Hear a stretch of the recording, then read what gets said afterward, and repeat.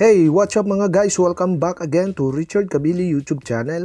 And today, tuturuan ko kayo kung paano magbayad ng registration fee sa BIR gamit ang Gcash. So, okay guys, bago tayo magsimula, i-click nyo lang ang subscribe button at ang bell para ma-notify kayo kapag may mga bago akong videos. Okay guys, simulan natin.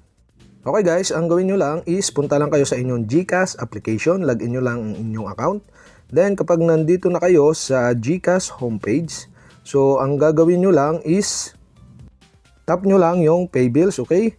Then, kapag nandito na kayo sa pay bills, dito naman tap nyo yung government. Okay? Pagka tap nyo ng government, okay, dito sa government, makikita nyo na yung BIR, okay? Tap nyo lang yung BIR.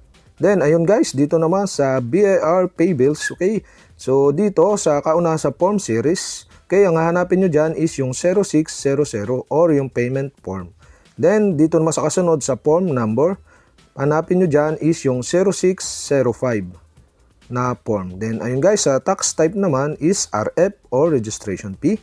So, dito sa return period, okay, dito sa return period, ang ilalagay nyo, halimbawa, for example, ngayon is 2022. So, ang ilalagay nyo is 12/31/2022. Kasi, ngayong taong ito, yung babayaran nyo na registration fee. Then, ayun guys, yung TIN number, ilagay nyo lang yung inyong dyang TIN number, yung 9 number. So, huwag nyo na isama yung 3 0 sa huli, yung 9 lang.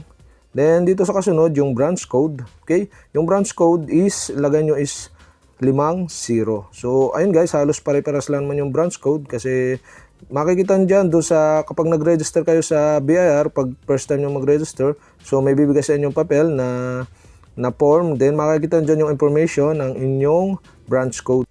And okay guys, amount naman is lagay nyo lang is 500 pesos. Okay guys, dito naman sa email, ilagay nyo lang yung inyong email address.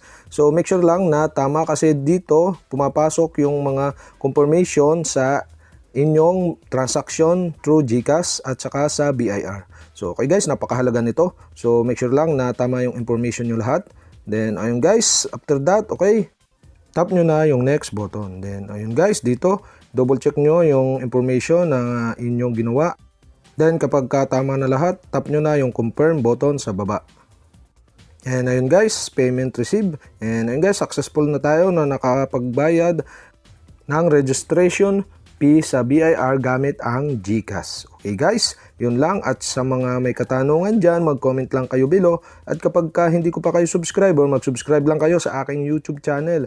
Click nyo lang ang subscribe button at ang bell para ma-notify kayo kapag may mga bago akong video. So yun lang guys, and salamat sa panonood.